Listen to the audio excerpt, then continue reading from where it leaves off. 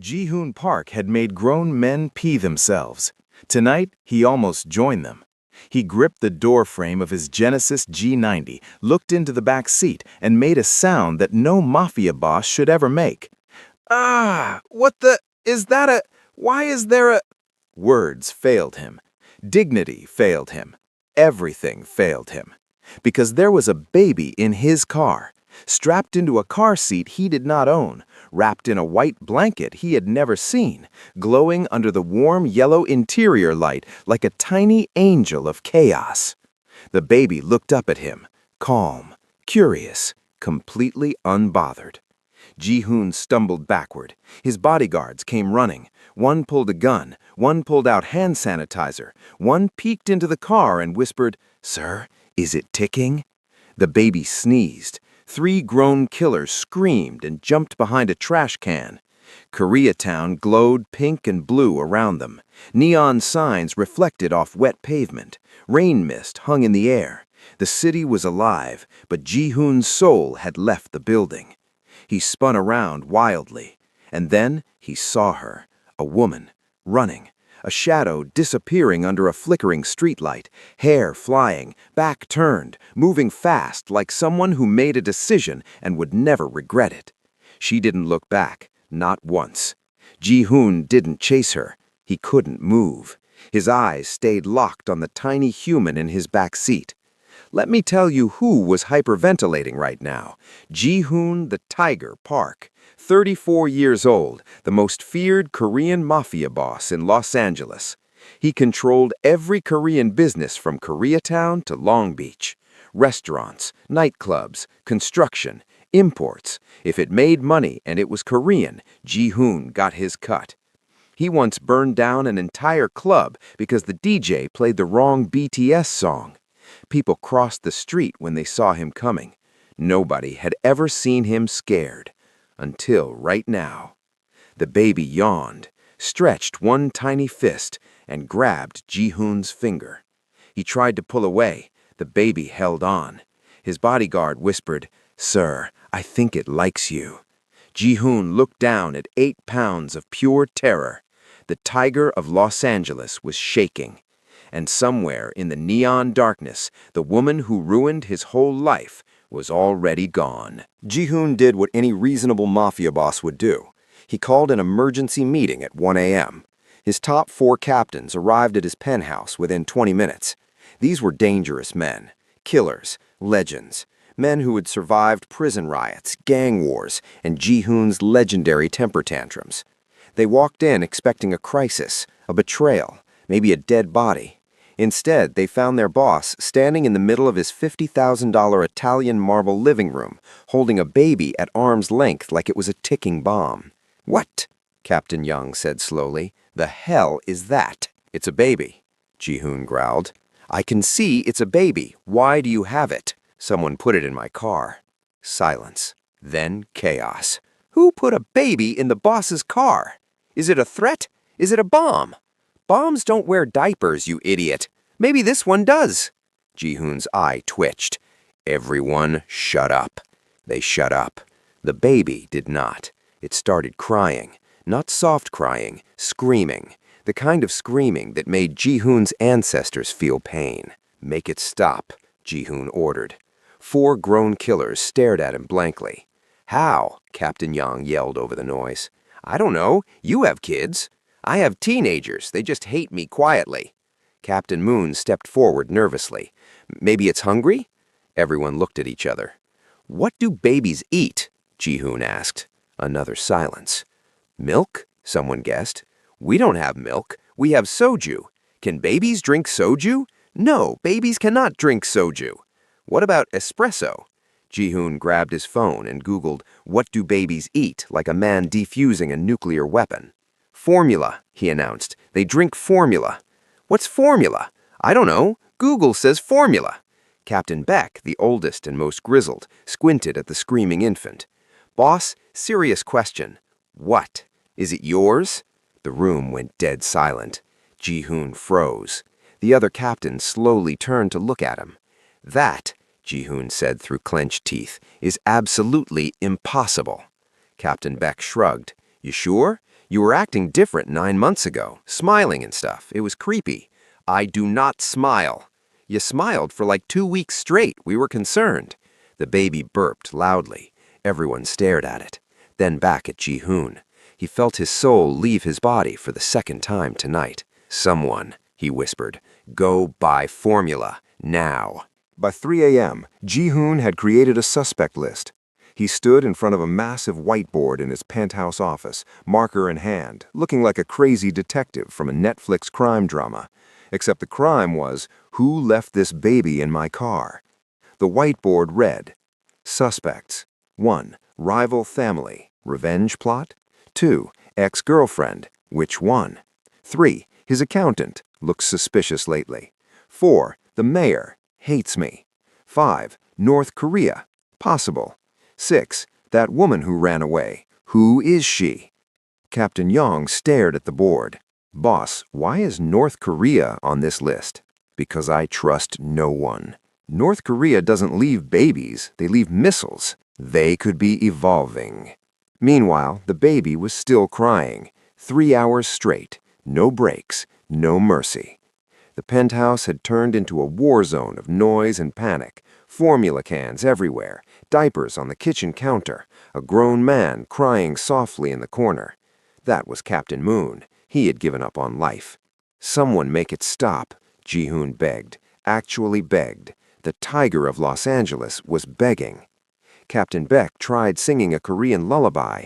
The baby cried louder. Captain Young tried making funny faces. The baby looked at him with pure disgust and cried even louder. Captain Moon tried reasoning with it. Please, little baby, we are dangerous men. We have killed people. Why won't you respect us? The baby screamed directly into his soul. Ji-hoon couldn't take it anymore. He marched over, snatched the baby out of Captain Beck's arms, and held it against his chest. Listen here, tiny human. I am Ji-hoon Park. I have burned down buildings. I have ended bloodlines. You will stop crying right now, or I will... The baby stopped crying. Just stopped. Blinked twice. Then let out a tiny, peaceful sigh and fell asleep. The room went completely silent. 4 captains stared with their mouths hanging open. Captain Beck whispered, "What the hell just happened?" Captain Young stepped closer, eyes wide. "I think the baby respects him." "It fears him," Captain Moon corrected. "Smart baby. Very smart." Ji-hoon looked down at the tiny human sleeping on his chest. It was warm, soft, disgusting, and somehow not terrible. He would never admit that out loud. "Nobody speak of this," he growled. "Ever." Everyone nodded. The baby farted loudly in its sleep. Ji-hoon closed his eyes. This was going to be a long night. Ji-hoon was calm, collected, completely in control. He had secretly ordered a DNA test, swabbed the baby's cheek, sent it to the most discreet lab in Los Angeles, paid triple for same-day results, because there was absolutely no way this baby was his. Zero chance. Impossible. He was careful. He was strategic. He was Ji-hoon freaking Park. The results arrived at 6 p.m. the next day. He opened the envelope slowly, read the first line, read it again, read it a third time because surely his eyes were broken. Paternity match, 99.98%. Ji-hoon dropped the envelope. Then he dropped himself, just sat down on the floor, right there, in his $4,200 suit, on his $50,000 Italian marble, like a man who had just watched his entire life explode. Captain Yang walked in. "Boss, we got updates on the... Why are you on the floor?" Ji-hoon didn't answer. Captain Beck followed. "Is he dead? Did he finally die from stress?" "He's breathing. Barely." Ji-hoon held up the paper. Captain Yang took it, read it, choked on his own spit. 99.98%? Captain Beck snatched it, read it, and started laughing. "The baby is yours? The tiger has a cub?" "Shut up," Ji-hoon whispered. "You made a whole human being." "Shut up." "Who's the mother? Wait," Captain Beck gasped dramatically. "Was it during your weird smiling phase?" Ji-hoon's soul left his body for the third time this week, Because yes, it was during the weird smiling phase, 9 months ago. The waitress, the one who spilled wine on his $3,000 shirt and didn't even apologize properly. The one who argued with him in front of his own men. The one who looked him dead in the eyes and said, "You're not scary, you're just loud." He was furious. He was offended. He was attracted. Very, very attracted. Ji-hoon put his face in his hands. Captain Yang was connecting the dots. Wait, that tall black woman, the American, the one who called you a glorified bully with good hair? Stop talking. The one who threw bread at you? I said stop talking. The baby cooed happily from the couch. Ji-hoon looked at his son. His son looked back. Same eyes, same judgmental expression, same energy that said, "You're an idiot, and I know it." Ji-hoon groaned. "I need to find her." Captain Back grinned. "The bread-throwing woman?" Let me tell you about Jasmine Carter. 6 feet tall, golden hoops big enough to fit a grapefruit, attitude so sharp it could cut glass. 9 months ago, she was a waitress at a high-end Korean steakhouse downtown, the kind of place where politicians, CEOs, and criminals pretended to be classy together. Ji-hoon walked in like he owned the building, which he did, literally. He sat at the best table, ordered the most expensive steak, expected perfection. Jasmine brought him wine. Then she tripped. Red wine, $800 bottle, all over his $3,000 white shirt. The entire restaurant went silent. His bodyguards reached for their guns. His captains stopped breathing. Everyone waited for Ji-hoon to explode. Instead, he stood slowly, looked down at his ruined shirt, and said with deadly calm, "Do you know who I am?" Jasmine looked him up and down again. Then she shrugged. A guy with a stained shirt? Gasps, actual gasps from grown men. Captain Back almost fainted. Ji-hoon stepped closer, using his height, his presence, his entire aura of terror. People have disappeared for less than this. Jasmine didn't step back. She tilted her head. "And yet you're still covered in wine. Funny how threats don't fix laundry." She handed him a napkin. "Dab, don't rub, you'll spread the stain." Then she walked away. Walked away from Ji-hoon Park, like he was just some regular man and not the most dangerous person in the building. He should have been furious. He should have ruined her life. Instead, he watched her walk away and thought, "I am going to marry that woman." He didn't marry her, but he did take her to dinner. 7 dinners, then breakfast, then things happened. Wonderful things, confusing things, things that apparently make babies. And then, one random Tuesday, she vanished. No note, no text, no goodbye. Ji-hoon searched for 2 weeks, then convinced himself he didn't care, built a wall around that memory, and never spoke of it again. Until a baby showed up in his car. And now everything made horrible, terrible sense. She didn't leave because she hated him. She left because she was pregnant. And then, 9 months later, she dropped the baby in his car and ran again. Ji-hoon stared at the ceiling of his penthouse. "Why does this woman keep running from me?" Captain Yang shrugged. "Maybe it's your personality. I will fire you. That's exactly what I mean." Ji-hoon decided he didn't need help. He was a genius, a leader, a man who had built an empire from nothing. How hard could one tiny baby be? Very hard. Extremely hard. Impossibly, ridiculously, I would rather fight 12 men in a parking lot hard. It started with the diaper. He watched a YouTube tutorial, paused it 14 times, took notes like he was studying for the bar exam. He put the diaper on, backwards. The baby peed on his Rolex. "That was $45,000, Ji-hoon whispered. The baby smiled. Round 1, baby. Next came feeding time.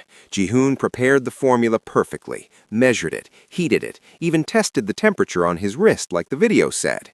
He felt proud. He felt capable. Then the baby spit the entire bottle onto his face. Ji-hoon stood there, formula dripping from his eyebrows, questioning every life decision that led to this moment. The baby giggled. Round 2, baby. Bath time was next. Ji-hoon filled the tiny tub, perfect water temperature, gentle baby soap that cost $67. He lowered the baby in slowly. The baby splashed. Water everywhere. All over Ji-hoon, all over the marble floor, all over Captain Yang, who made the mistake of standing too close. "I have been hit!" Captain Yang screamed, like he'd taken a bullet. The baby splashed again. Round 3, baby. By midnight, Ji-hoon was destroyed. His $4,200 suit covered in spit-up. His hair smelled of formula. His dignity gone, completely gone. He was sitting on the nursery floor, shirt untucked, tie missing, looking like a man who had survived a war. The baby was on a playmat, kicking happily, completely unbothered. Captain Beck walked in, took one look, and pulled out his phone. "Don't you dare," Ji-hoon growled. "The guy started a betting pool." "A what?" "We're betting on how long before you cry. I have money on tonight. Please cooperate." "I am going to kill everyone in this organization."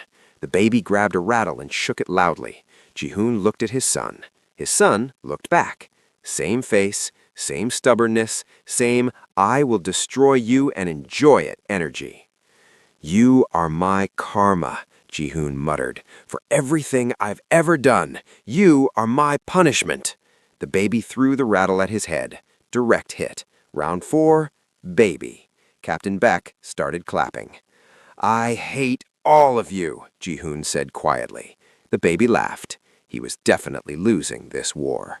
Ji-hoon found her in 3 days. Not because she was easy to find, because he was obsessed. He had every resource, every contact, every favor owed to him across the entire West Coast, and he used all of them for one woman. Captain Yang was concerned. "Boss, you've slept 4 hours total. Sleep is for people without missing baby mamas. That's not healthy. Neither is annoying me, yet here you are." The search led him to a hospital in Long Beach. Not a fancy hospital, a struggling one, the kind with flickering lights and nurses who looked like they hadn't slept since 2019. Ji-hoon's heart did something weird when he saw the name on the patient list. Jasmine Carter, room 314. He didn't understand. Why was she here? Was she sick? Was she hurt? Was she hiding from him in a hospital? He bribed 3 nurses and a janitor for information. What he learned made his blood turn cold. Jasmine had a condition, developed during pregnancy, dangerous, complicated, the kind that puts you in a hospital bed for weeks. She wasn't hiding from him. She was dying. Well, not dying, but close enough to terrify him. And she knew about it for months. The pieces started connecting. She disappeared because she got pregnant. She stayed hidden because she got sick. She dropped the baby in his car because she didn't know if she would survive. And if something happened to her, the baby would have no one, except Ji-hoon, the one person in Los Angeles that nobody dared touch, the one crazy enough, powerful enough, and terrifying enough to protect a child no matter what. She didn't abandon the baby. She placed him in the safest place she could think of, his father's car. Captain Beck read the medical report over Ji-hoon's shoulder. "Boss, she gave the baby to you because she trusts you." Ji-hoon didn't respond. "Boss?" "Nothing." "Are you crying?" "I am not crying." "Your eyes are wet." "I am allergic to your stupidity." Captain Beck wisely stepped back. Ji-hoon stared at the hospital through the car window. Room 314. She was right there. The woman who threw bread at him. The woman who didn't bow. The woman who trusted him with the most precious thing in her life. He opened the car door. "Wait here." Captain Yang frowned. "What are you going to do?" Ji-hoon straightened his tie. "Something I've never done before." "What's that?" "Apologize." Ji-hoon walked into that hospital like a thunderstorm in a suit. Nurses stopped talking. Patients looked away. A doctor dropped his clipboard and pretended to check his shoes. The Tiger of Los Angeles was in the building, and he was carrying flowers. Pink ones, with a little teddy bear attached. Captain Bach had picked them out. Ji-hoon would never admit that. He reached room 314, stopped, took a breath, and opened the door. Jasmine was sitting up in bed, IV in her arm, hospital gown on, looking like she had fought death and won by pure attitude alone. She saw him. Her eyes went wide, then narrow, then furious. "Oh, hell no." "Jasmine, how did you find me?" "I have resources." "I don't care about your resources. Get out." "No." "Ji-hoon." "No." She grabbed a plastic cup from her bedside table and threw it at his head. He dodged, barely. "You threw bread at me once," he said calmly. "Now cups. What's next? The IV stand?" "Don't tempt me." He stepped closer. Jasmine grabbed a pillow. "I will suffocate you." "With a hospital pillow? Those are too thin. Bad choice." "I will make it work." He sat down in the chair beside her bed, uninvited, unbothered, unbelievably annoying. Jasmine stared at him with the kind of hatred that could melt steel. "Why are you here?" "You left our son in my car." "Your car, your problem now." "He's your son too." "I know that. I made him, with my body, for 9 months, while you were out there being a criminal and wearing ugly suits." "My suits are not ugly." "That one is purple." "It's plum." "It's ugly." Ji-hoon pinched the bridge of his nose. This woman, this impossible, infuriating, beautiful woman. "Why didn't you tell me?" he asked quietly. Jasmine's anger flickered, just for a second. "Because I didn't want you involved." "He's my son." "And you're a mafia boss. What was I supposed to do? Send a birth announcement? Hey, remember me? I'm having your baby. Please don't get us killed." "I would never let anyone hurt you." "You can't promise that." "I can." "You can't." "I've literally killed people for less." Jasmine paused, blinked, then incredibly, she laughed. Not a happy laugh, a tired, broken, "I can't believe this is my life" laugh. "You're insane," she whispered. "Yes." "You're dangerous." "Also yes." "You're the worst person I could have had a baby with." Ji-hoon leaned forward. "And yet you left him with me." Silence. Jasmine looked away. "Because you're the only monster scarier than the ones chasing us." Ji-hoon declared war. Not with guns, not with violence, with spreadsheets. "What is happening?" Captain Young whispered, watching his boss type furiously on a laptop at 4 a.m. "I'm restructuring the entire organization." "Why?" "Because I have a son now." Captain Young blinked. "So we're going corporate?" "We're going smart." For the next 2 weeks, Ji-hoon turned his entire empire upside down. He reduced public exposure, moved money into legitimate businesses, cut loose 3 captains who were too reckless, too loud, too likely to bring heat. One of them complained, "Boss, I've been with you for 8 years. And in those 8 years, you've been arrested 4 times, shot twice, and you still don't know how to use a burner phone properly. I can learn." You posted a picture of our warehouse on Instagram. It was a nice warehouse.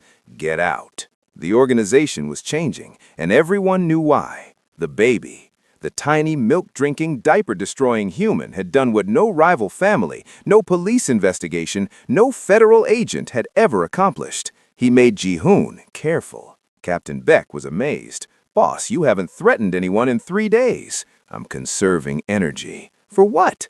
"Parenthood."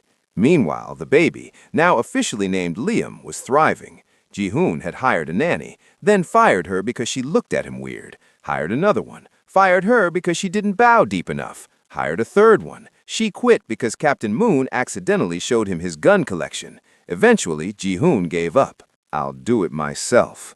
"You?" Captain Yang asked skeptically. "You can't even make toast." "I made toast yesterday. It was on fire. It was crispy." But somehow, impossibly, Ji-hoon figured it out. He learned the schedule: feeding at 6 a.m., nap at 9 a.m., playtime at noon, another nap at 3 p.m., bedtime at 8 p.m. He learned the cries: Hungry cry, tired cry, I pooped and I'm angry about it cry. He even learned the songs. Captain Beck walked in one night and found Ji-hoon singing a Korean lullaby while rocking Liam to sleep. Softly, gently, completely off-key. Boss, if you tell anyone about this, I will end your bloodline. I wasn't going to say anything. Good. But you missed a note. I know. The crew started calling Liam Little Boss because even at 2 months old, he had Ji-hoon wrapped around his tiny finger, and everyone could see it. The Tiger of Los Angeles was still terrifying, but now he was terrifying with a diaper bag. Jasmine was still in the hospital, recovering slowly. Ji-hoon visited every day, brought food, brought updates, brought pictures of Liam. She complained every time. Why are you still here? Because you can't throw things accurately yet. I'm safe. I hate you. No, you don't. Silence. No, I don't. Ji-hoon smiled. Just a little. Captain Young saw it and gasped. He smiled. The boss smiled. Someone write this down. I will kill everyone in this room. Liam giggled. Even the baby knew he was lying. 3 months later, 3 a.m. Ji-hoon was pacing his penthouse in a $2,000 robe and $400 slippers, holding a crying baby against his chest. His hair was a disaster. His eyes had bags under the bags. He smelled like formula, baby powder, and regret. The Tiger of Los Angeles had been defeated, not by enemies, not by rivals, by a tiny human who refused to sleep. Please, Ji-hoon whispered. I am begging you. I have never begged anyone. This is historic. Please, sleep. Liam screamed louder. I will give you anything. Money, cars, a small country, whatever you want. More screaming. I will destroy your enemies. You're 3 months old. You don't have enemies yet, but when you do, I will destroy them. Liam paused, looked at him, then grabbed his nose and laughed. Just laughed, like Ji-hoon was the funniest thing in the entire world. And Ji-hoon laughed too, exhausted, broken, completely in love. You're ruining my life, he whispered. Liam cooed. I used to be scary. Liam grabbed his finger. I used to make people cry. Liam yawned. Now I cry at 3 a.m. because you won't sleep. Liam's eyes slowly closed. Finally, Ji-hoon didn't move, didn't breathe, didn't blink. One wrong move and the demon would wake up again. You're good at that. He turned slowly. Jasmine was standing in the doorway. She'd been discharged 2 weeks ago, moved into the penthouse temporarily because Ji-hoon refused to let her leave. She was wearing his shirt. He tried not to think about that. How long have you been watching? He asked. Long enough to see you bribe an infant with a country.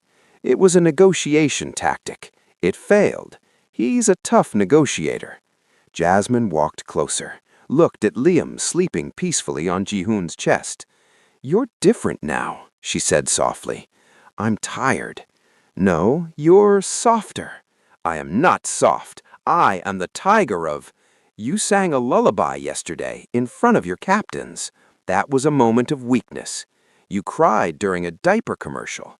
It was emotional. The father and son were reunited. Jasmine laughed, that laugh. The one that made him crazy 9 months ago. The one that still makes him crazy now. You used to terrify the city, she whispered. I still do. Do you? Liam farted in his sleep. Ji-hoon sighed. He terrifies me more. Jasmine smiled, soft, real. Good answer. She leaned in and kissed his cheek, just his cheek, but Ji-hoon's heart exploded anyway. Don't let it go to your head, she said, walking back to bed. Too late. She laughed again, and Ji-hoon stood there, baby on his chest, city lights glowing outside, empire waiting in the shadows. But right here, in this room, he wasn't a mafia boss. He was just a father. A tired, terrified, completely whipped father, and honestly, he'd never been happier.